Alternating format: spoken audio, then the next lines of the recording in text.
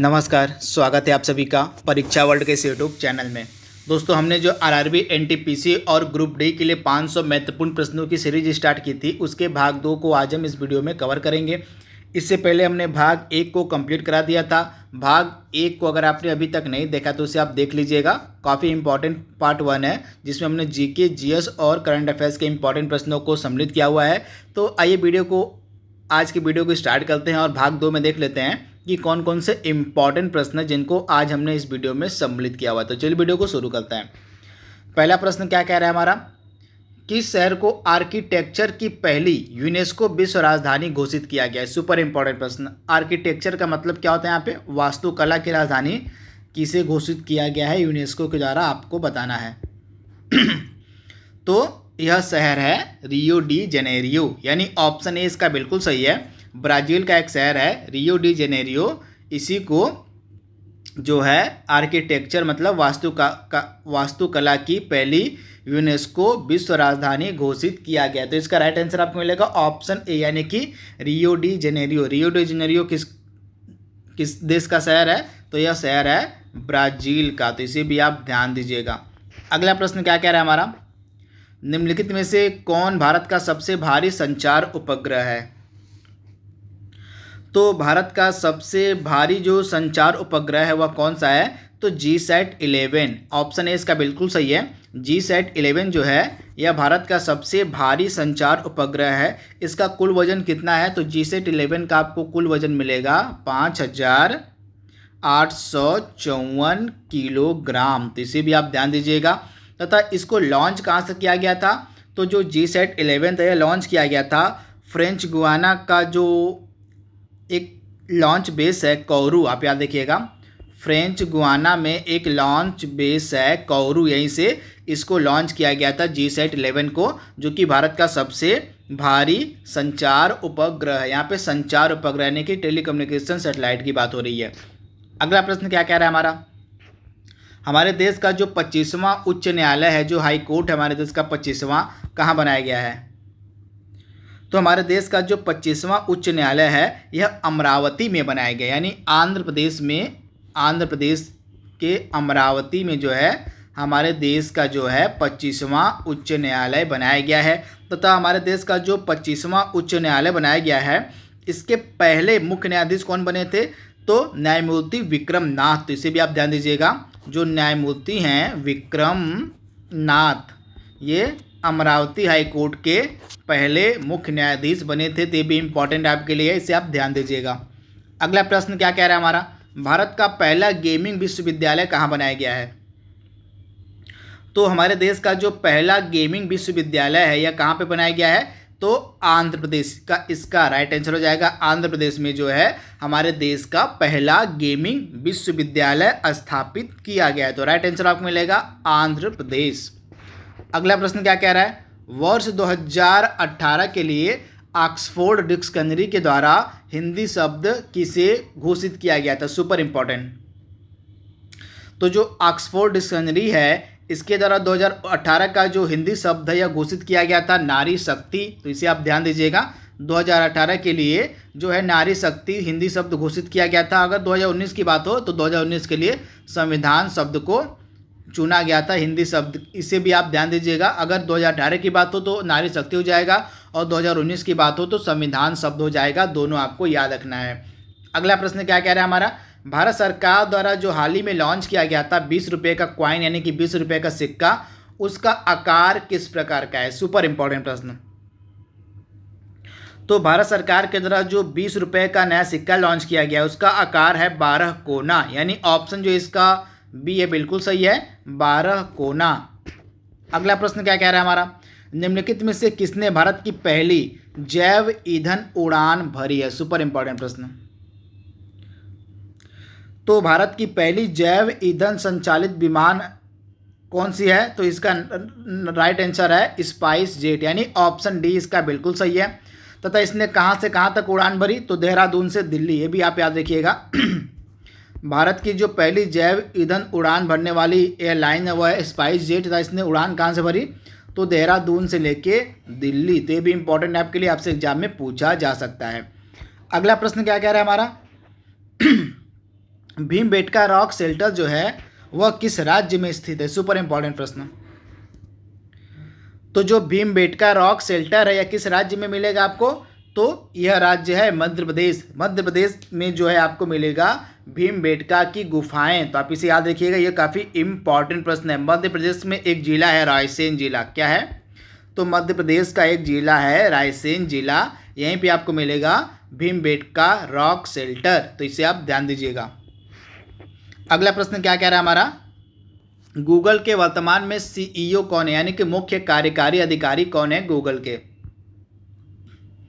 तो वर्तमान में गूगल के सीईओ हैं सुंदर पिचाई। तो इसे आप ध्यान दीजिएगा, वर्तमान में गूगल के सीईओ हैं सुंदर पिचाई। तथा गूगल की पेरेंट ऑर्गेनाइजेशन कौन है, अभिभावक कंपनी कौन है? तो अल्फाबेट जो है गूगल की अभिभावक कंपनी है। तो इसे भी आप ध्यान दीजिएगा। तथा इसके सीईओ कौन है? तो सुंदर पिचाई। तो इसे आप ध्यान दीजिएगा। इसके बाद सत्या नडेला किस प्रतिष्ठित कंपनी के सीईओ हैं? तो सत्या नडेला किसके सीईओ हैं? तो माइक्रोसॉफ्ट के। किसके? तो माइक्रोसॉफ्ट के सीईओ हैं सत्या नडेला। जेफ बेजोस किस कंपनी के सीईओ हैं? तो अमेजॉन कंपनी के सीईओ हैं जेफ बेजोस। और स्टीव जॉब्स किस कंपनी के सीईओ हैं? तो एप्पल के सीईओ हैं स्टीव जॉब्स। तो इनके बारे में भी आपको याद रखना है। अगला प्रश्न क्या कह रहा है हमारा? निम्नलिखित में से कौन सी अफगानिस्तान की राजधानी, यानी अफगानिस्तान की राजधानी आपको बताना है। तो वर्तमान में अफगानिस्तान की राजधानी क्या है? तो अफगानिस्तान की राजधानी है इस्लामाबाद। उसके बाद काबुल किस देश की राजधानी है? तो पाकिस्तान की राजधानी आपको मिलेगी काबुल। अबू धाबी किसकी राजधानी है? तो संयुक्त अरब अमीरात, यानी कि यूनाइटेड अरब अमीरात की राजधानी है। क्या है? Abu Dhabi. तेहरान किसकी राजधानी है? तो तेहरान राजधानी मिलेगी आपको ईरान देश की। तो इसे भी आप ध्यान दीजिएगा। अगला इंपॉर्टेंट प्रश्न हमारा क्या कह रहा है? भूटान की ऑफिशियल करेंसी, यानी कि ऑफिशियल मुद्रा क्या है? तो भूटान की मुद्रा को हम कहते हैं नगुल्ट्रम। क्या हो जाएगा इसका राइट आंसर? नगुल्ट्रम जो है भूटान की ऑफिशियल करेंसी है, यानी कि ऑफिशियल मुद्रा है। वहीं दिरहम किस देश की ऑफिशियल करेंसी, ऑफिशियल मुद्रा है? तो दिरहम है आपकी संयुक्त अरब अमीरात की ऑफिशियल करेंसी। उसके बाद क्यात जो है किस देश की ऑफिशियल करेंसी है? तो क्यात आपको मिलेगी म्यांमार की ऑफिशियल करेंसी, यानी कि ऑफिशियल मुद्रा। और टोमान किस देश की नई मुद्रा है, यानी नई मुद्रा यह इस देश ने अपनाई है टोमान के रूप में? तो यह मुद्रा है ईरान देश की। ईरान की इससे पहले मुद्रा थी रियाल। इससे पहले ईरान देश की जो ऑफिशियल करेंसी थी वो थी रियाल, परंतु रियाल के बदले अब नई मुद्रा को अपना लिया गया है ईरान के द्वारा। इस मुद्रा का नाम है टोमान। तो इसे भी आप ध्यान दीजिएगा। अगला इंपॉर्टेंट प्रश्न क्या कह रहा है? कौन सा गुलाबी शहर के रूप में जाना, मतलब कौन सा शहर जो है गुलाबी शहर यानी कि पिंक सिटी के रूप में जाना जाता है? तो पिंक सिटी किसे कहते हैं? तो जयपुर, यानी ऑप्शन सी इसका बिल्कुल सही है। अगला इंपॉर्टेंट प्रश्न हमारा है, भारत का सबसे ज़्यादा आबादी वाला राज्य कौन सा है? तो भारत का सबसे ज़्यादा आबादी वाला राज्य कौन सा है प्रेजेंट टाइम में? यानी कि हम 2011 के सेंसस के अनुसार यहाँ पे बात कर रहे हैं। तो 2011 की जनगणना के अनुसार भारत का सबसे ज़्यादा आबादी वाला राज्य था उत्तर प्रदेश। और सबसे कम आबादी वाला राज्य कौन सा था? तो सिक्किम। तो दोनों आपको याद रखना है। सबसे ज़्यादा आबादी वाला राज्य हो जाएगा उत्तर प्रदेश और सबसे कम आबादी वाला राज्य था सिक्किम। यहाँ पे 2011 की जनगणना के अनुसार बात की जा रही है। अगला इंपॉर्टेंट प्रश्न हमारा है, आरबीआई के 23वें नंबर के गवर्नर कौन थे? सुपर इंपॉर्टेंट प्रश्न। तो आरबीआई के 23वें नंबर के गवर्नर कौन थे? तो आरबीआई के 23वें क्रम के गवर्नर थे रघुराम राजन, यानी ऑप्शन डी इसका बिल्कुल सही है। रघुराम राजन जो थे आरबीआई के 23वें नंबर के गवर्नर थे। तथा वर्तमान में हमारे जो गवर्नर हैं रिजर्व बैंक ऑफ इंडिया के, वे हैं शक्तिकांत दास। तो ये कौन से नंबर के गवर्नर हैं? तो शक्तिकांत दास जो हैं 25वें नंबर के आरबीआई के गवर्नर हैं। तथा उर्जित पटेल इनसे पहले आरबीआई के गवर्नर थे। तो कौन से क्रम के गवर्नर थे? तो 24वें क्रम के गवर्नर थे उर्जित पटेल। तो इनके बारे में भी आपको याद रखना है। तथा मनमोहन सिंह भी आरबीआई के गवर्नर रह चुके हैं। तो मनमोहन सिंह आरबीआई के गवर्नर कौन से क्रम के थे? तो 15वें नंबर के आरबीआई के गवर्नर थे मनमोहन सिंह जी भी। तो इन्हें भी आप याद रखिएगा। आरबीआई जो है हमारे देश का केंद्रीय बैंक है। अगला इंपॉर्टेंट प्रश्न क्या कह रहा है, तिब्बत में से मतलब कौन सी नदी का स्रोत है आपको बताना है। दिए गए 4 ऑप्शंस में से आपको बताना है कि कौन सी नदी का स्रोत आपको मिलेगा तिब्बत में। तो दिए गए ऑप्शंस में से राइट आंसर हो जाएगा सतलज नदी, यानी सतलज नदी का जो स्रोत है आपको मिलेगा तिब्बत से। अगला इंपॉर्टेंट प्रश्न हमारा है, पूना पैक्ट किस वर्ष हस्ताक्षरित किया गया था? तो जो पूना पैक्ट था यह 26 सितंबर 1932, ये डेट आपके लिए सुपर इंपॉर्टेंट है। 26 सितंबर 1932 को जो है पूना पैक्ट हस्ताक्षरित किया गया था। तो आप इसे ध्यान दीजिएगा, किन के मध्य? तो महात्मा गांधी और B.R. अम्बेडकर के मध्य। किसके मध्य? तो महात्मा गांधी और डॉक्टर भीमराव अम्बेडकर के मध्य जो है पूना पैक्ट हस्ताक्षरित किया गया था 26 सितंबर 1932 को। तो आप इसे ध्यान दीजिएगा। अगला इंपॉर्टेंट प्रश्न क्या कह रहा है हमारा, मनुष्य द्वारा इस्तेमाल किया जाने वाला पहला अनाज कौन सा था? तो मनुष्य द्वारा इस्तेमाल किया जाने वाला जो पहला अनाज था वह था गेहूं, यानी ऑप्शन बी इसका बिल्कुल सही है। गेहूं का जो इस्तेमाल था पहली बार मनुष्यों ने किया था। अगला इंपॉर्टेंट प्रश्न हमारा क्या है, भारत सरकार का सर्वोच्च कानूनी अधिकारी आपको बताना है कौन है? तो भारत सरकार का जो सर्वोच्च कानूनी अधिकारी होता है वो होता है अटॉर्नी जनरल ऑफ इंडिया, यानी कि महान्यायवादी। महान्यायवादी की जो नियुक्ति है अनुच्छेद 76 के अंतर्गत की जाती है। आर्टिकल 76 के अंतर्गत जो है महान्यायवादी की नियुक्ति की जाती है। तो वर्तमान में महान्यायवादी हमारे कौन है? तो के वेणुगोपाल। कौन है? तो के वेणुगोपाल जो हैं वर्तमान में हमारे महान्यायवादी हैं। तो इसे भी आप ध्यान दीजिएगा। इसके बाद हमारे वर्तमान में नए CAG भी बने हैं। हमारे नियंत्रक एवं महालेखा परीक्षक नए बने हैं। कौन? तो मनोज सिन्हा। कौन बने हैं? तो मनोज सिन्हा जो हैं हमारे नए क्या बने हैं? तो नियंत्रक एवं महालेखा परीक्षक बने हैं। तो इसे भी आप ध्यान दीजिएगा। अगला इंपॉर्टेंट प्रश्न क्या कह रहा है हमारा, रामायण का लेखक कौन है? तो रामायण की रचना किसके द्वारा की गई थी? तो वाल्मीकि के द्वारा, यानी राइट आंसर आपको मिलेगा ऑप्शन बी, यानी कि महर्षि वाल्मीकि के द्वारा जो है रामायण की रचना की गई थी। तो आप इसे याद रखिएगा। वहीं तुलसीदास के द्वारा लिखित प्रसिद्ध ग्रंथ कौन सा है? तो रामचरितमानस की जो रचना है यह तुलसीदास जी के द्वारा की गई थी। और कालिदास की प्रसिद्ध रचना को हम क्या कहते हैं? अभिज्ञान शकुंतलम। क्या कहते हैं? तो अभिज्ञान शकुंतलम जो है यह कालिदास की प्रसिद्ध रचना है। अगला इंपॉर्टेंट प्रश्न हमारा क्या कह रहा है, नगर पालिका मतलब भारत में नगर पालिका का सदस्य बनने के लिए आवश्यक न्यूनतम आयु सीमा क्या है? तो भारत में नगर पालिका का सदस्य बनने के लिए जो न्यूनतम आयु सीमा रखी गई है वह रखी गई है क्या? तो 21 साल, यानी 21 वर्ष इसका राइट आंसर हो जाएगा, यानी ऑप्शन ए। अगला इंपॉर्टेंट प्रश्न हमारा कह रहा है, द्वितीय गोलमेज सम्मेलन किस वर्ष आयोजित किया गया था? तो आपको पता होना चाहिए कि 3 गोलमेज सम्मेलनों का आयोजन किया गया था। पहला गोलमेज सम्मेलन, दूसरा गोलमेज सम्मेलन और तीसरा गोलमेज सम्मेलन। तो इन तीनों की मैं आपको डेट बता देता हूं जो आपके एग्जाम में पूछी जा सकती हैं। सबसे पहले पहला जो गोलमेज सम्मेलन था यह कब आयोजित किया गया था?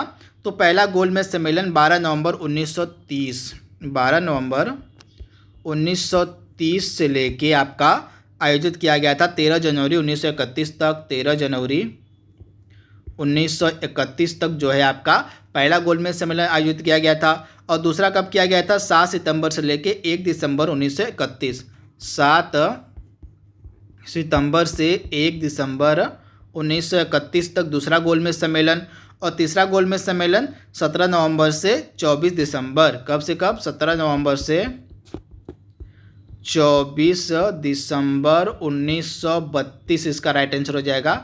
हाँ, तो आप याद रखिएगा, पहला जो हो गया 12 नवंबर से लेके 13 जनवरी 1931 तक जो है आपका पहला गोलमेज सम्मेलन हो गया था। पहला गोलमेज सम्मेलन जो है आप याद रखिएगा 12 नवंबर 1930 से लेके 13 जनवरी 1931 तक जो है आपका पहला गोलमेज सम्मेलन आयोजित किया गया। और दूसरा कब आयोजित किया गया था? तो 7 सितंबर से लेके 1 दिसंबर 1931 के मध्य। और तीसरा आयोजित किया गया था 17 नवंबर से लेके 24 दिसंबर 1932 के मध्य। तो ये 3 गोलमेज सम्मेलन आयोजित किए गए थे। कहाँ पे? तो लंदन में। तो इसे भी आप ध्यान दीजिएगा।